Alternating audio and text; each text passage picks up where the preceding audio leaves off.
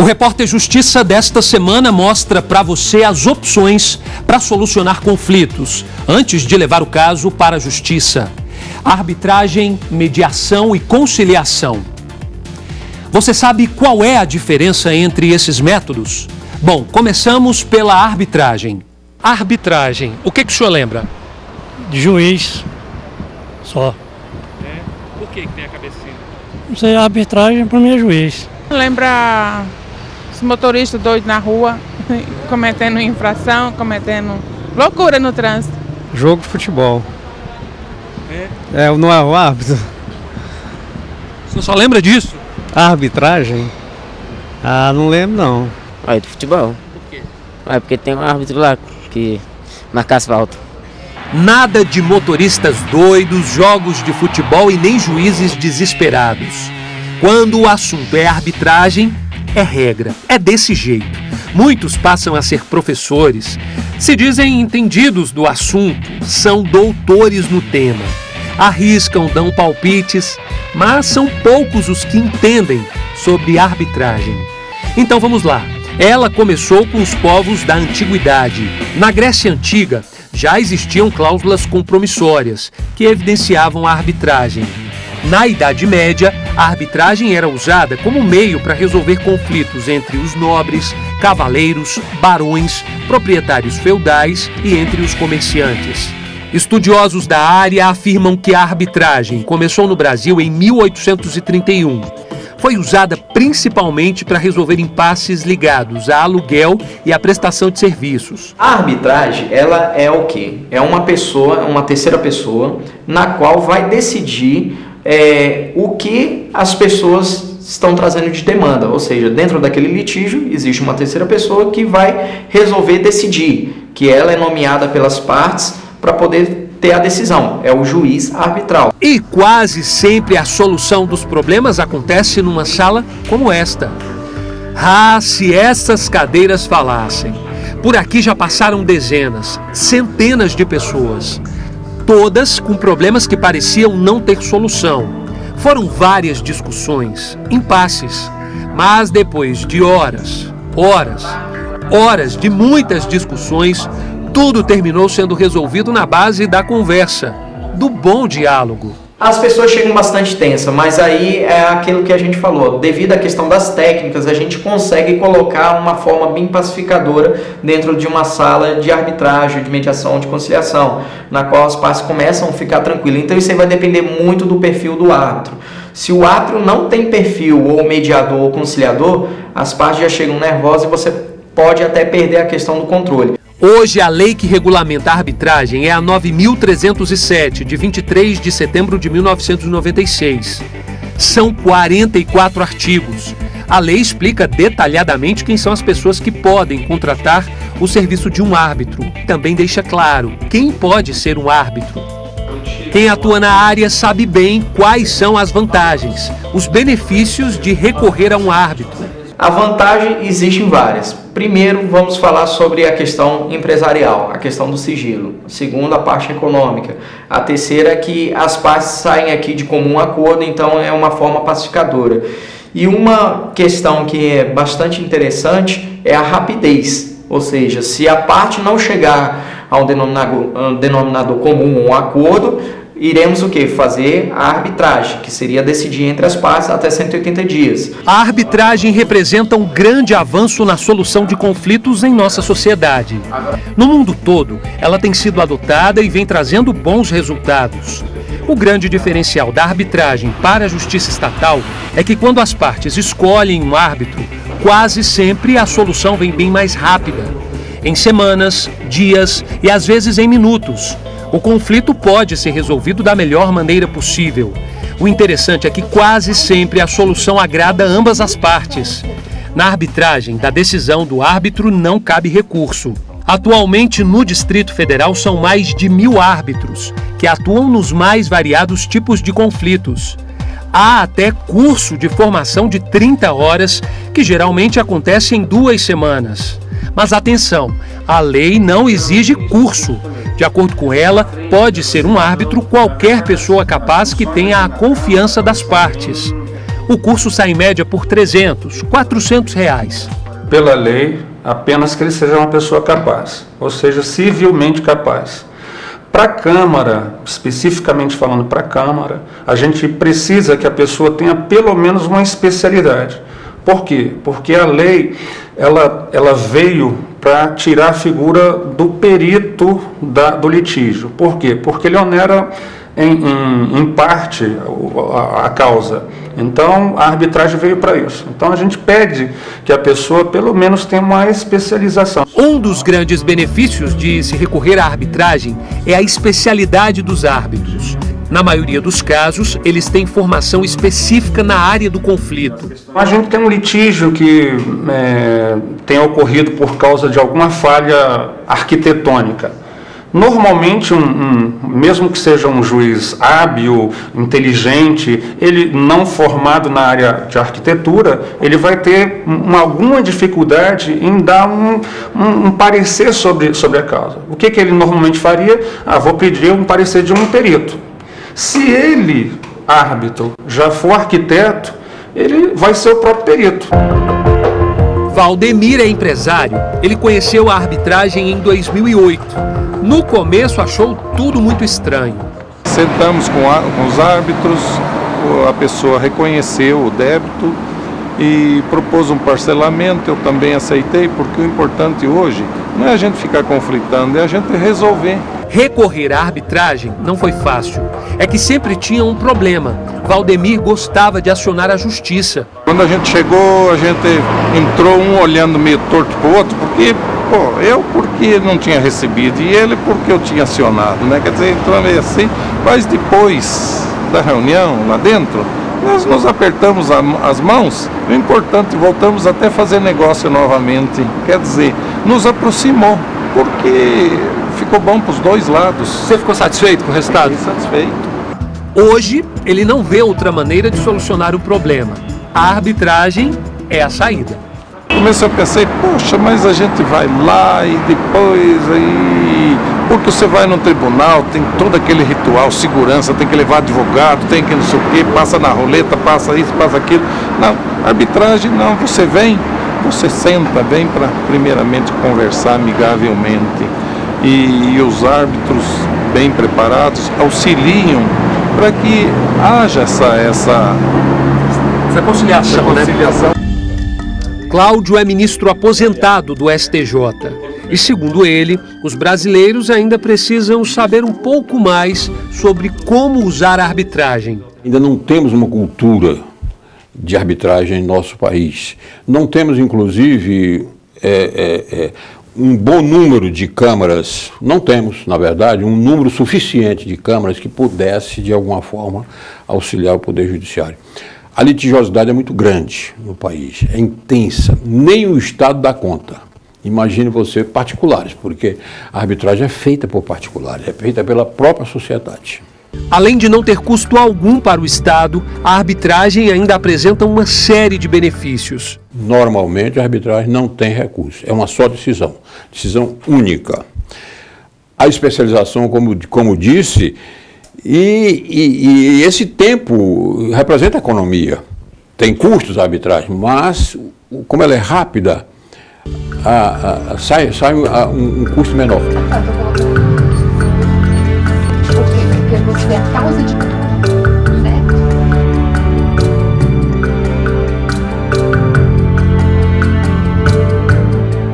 Outro método utilizado para evitar que os processos cheguem à justiça é a mediação. O acordo é feito pelas partes e, dessa forma, todos saem satisfeitos. E mais, não enfrentam a morosidade da justiça.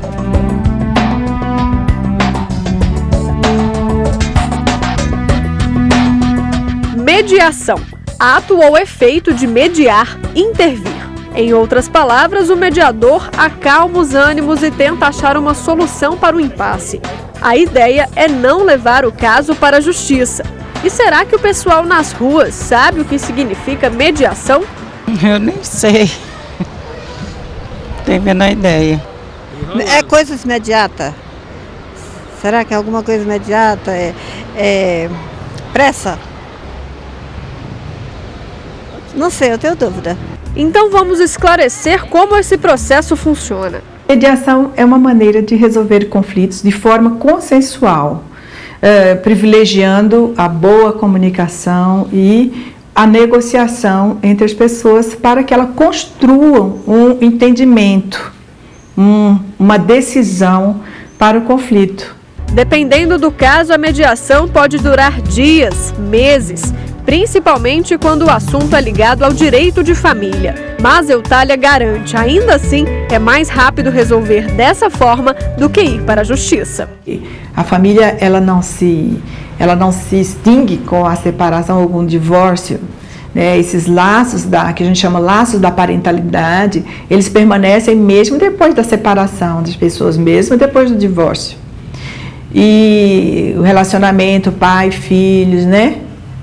E daí a mediação possibilita esse trabalho de levar as pessoas a refletir e a concluir de que precisam ter, não assim um relacionamento, não precisa fazer uma reconciliação, não precisa voltar a ser amigo íntimo ou ter uma convivência social, mas a ter um relacionamento principalmente de um diálogo respeitoso e construtivo. Assim como na arbitragem, para ser um mediador de conflitos, não é preciso ter formação jurídica. É uma capacitação com parte teórica, com exercícios práticos, com a prática em si das mediações reais, né? E porque a teoria só não forma um bom, não é suficiente para formar um bom mediador. Muito específico, concreto, você pode até utilizar a palavra que a pessoa disse, de modo que o objetivo aqui é que a pessoa se reveja. Você não pode ser médico sem fazer estudo de medicina. Você não pode ser advogado sem fazer estudo de advocacia. Você não pode ser mediador sem fazer um curso de mediação e, na minha opinião, sem se certificar por pessoas externas aos seus formadores que essas competências que adquiriu são as competências mínimas para dar um serviço de qualidade aos seus clientes. Ana sabe bem a importância dessa formação. Viveu durante anos em diversos países e por cada lugar que passou, as estatísticas provam que o método é eficaz. Se você pegar as estatísticas portuguesas, entre o número de processos que entram em tribunal e o número de processos onde o juiz realmente decide, você tem em género 20% onde o juiz toma a decisão. 80% são as empresas que fazem um acordo à boca, como eu digo muitas vezes, da decisão do juiz. Portanto, o que acontece é que as empresas estão vendo, por que eu fiz isto tudo? E muitas vezes elas continuam a ir para o tribunal e depois dizem, ok, não perdemos grande coisa de tentar uma mediação. Ana é presidente do Instituto Internacional de Mediação e está no Brasil para ensinar os mediadores daqui padrões e técnicas internacionais. Eu acho que a profissão de mediação é uma profissão onde, quando se busca a qualidade, quando se tem empenhamento, vai-se conseguir bons resultados. E a partir daí, honestamente, é como qualquer outra. Tem isto, quando faz o seu set de competências e consegue ser um mediador qualificado. A mediadora conta que em alguns países o método é muito usado e essa frequência está diretamente relacionada com o valor gasto para entrar na justiça. Tudo também tem a ver do custo da justiça. Nos Estados Unidos a justiça é de tal forma cara que você vai tentar tudo antes de pôr um processo em tribunal. Um país que tem uma justiça mais barata, a nível do custo, você já não vai tentar muita coisa. É isto que os estudos demonstram. O Brasil passa agora por uma evolução nesse processo. Depois da Resolução 125 do Conselho Nacional de Justiça, os órgãos judiciários têm de oferecer mecanismos de soluções para o cidadão. Isso quer dizer que agora os tribunais, a partir daquela data, tudo que eram projetos, iniciativas, estratégias desses tribunais, não são mais opcionais, né? O tribunal não opta mais se quer ou não desenvolver a mediação e assim por diante. A Resolução 125 ela traz uma política judiciária nacional de tratamento adequado dos conflitos de interesses. Quer dizer, passa a ser uma política pública.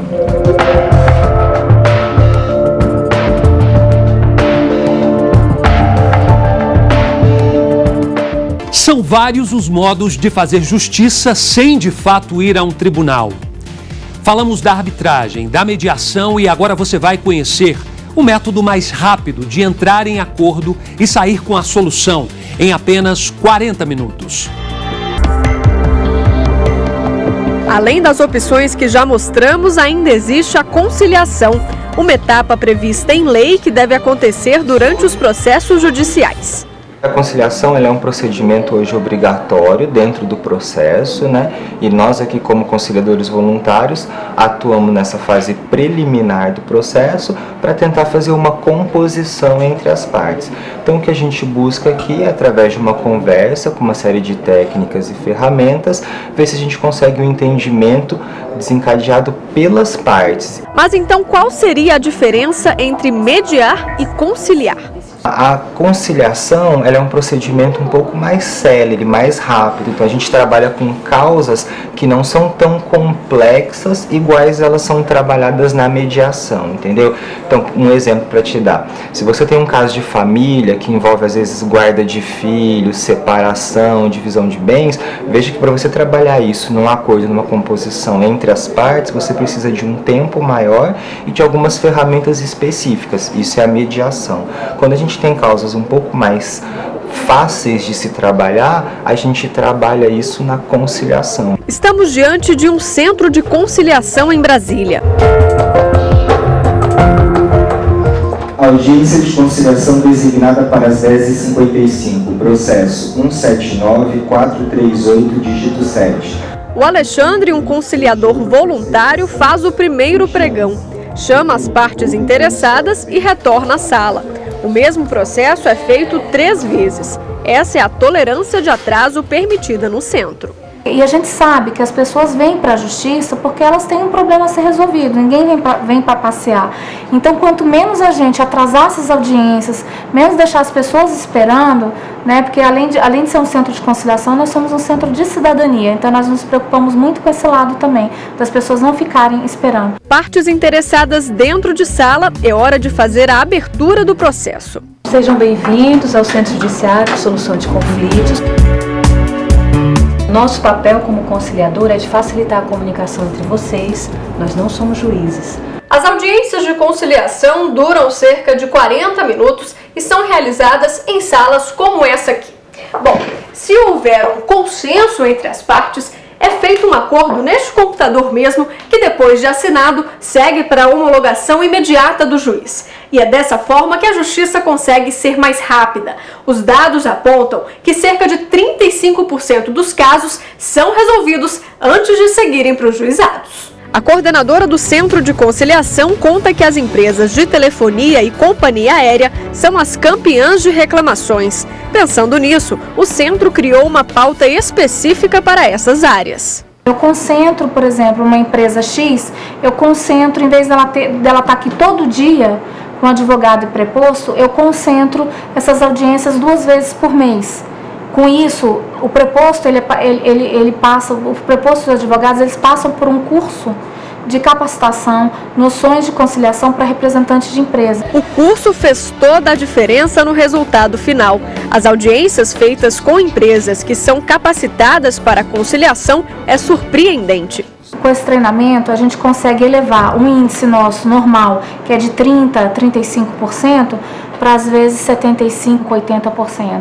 Alexandre fala com propriedade de um assunto que entende bem. O perito da Polícia Federal se apaixonou por direito e estagiou no Centro de Conciliação. De lá para cá, atua como voluntário 1 vez por semana. Eu me identifiquei muito com a conciliação, né? A gente aprende muita coisa, até pro lado pessoal mesmo, como lidar com conflitos, é uma coisa muito bacana. Existe também outro motivo para o Alexandre investir na área. Então, o fato da gente estar atuando aqui como conciliador, isso conta tanto para título, para capacitação, e isso conta também na hora que você vai prestar um concurso que exige uma prática jurídica, então você tem como comprovar essa prática através da conciliação. Para ser um conciliador é necessário se capacitar.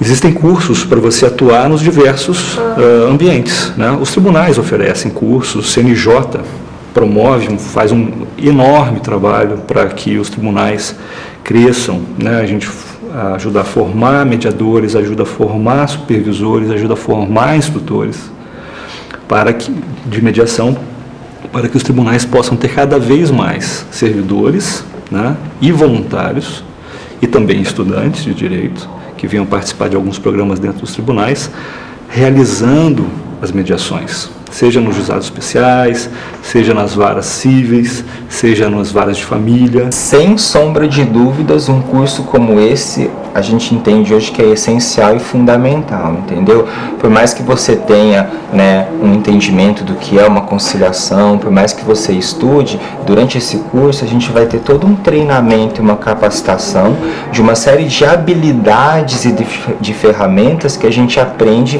a aplicar e a utilizar durante as nossas audiências. Marcelo explica que a arbitragem, a mediação e a conciliação só não são tão populares na nossa sociedade porque as faculdades e universidades muitas vezes não incluem no currículo essas disciplinas. O profissional do direito, quando sai da faculdade, seja ele futuramente um juiz, seja ele futuramente um advogado, um promotor, um defensor público, se ele tem já esse contexto, essa forma de pensar o conflito, né, ele passa a ser um agente desenvolvedor da capacidade de pacificação da sociedade, e não um agente que vai contribuir para que uma sociedade fique cada vez mais fragmentada, né? E é um sinal de maturidade, de evolução social, nós resolvermos nossos conflitos de maneira pacífica.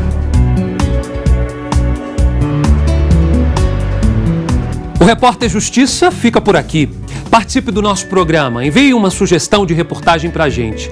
O nosso e-mail é repórter.justiça@stf.jus.br. Na próxima semana tem mais um assunto do seu interesse. Até lá!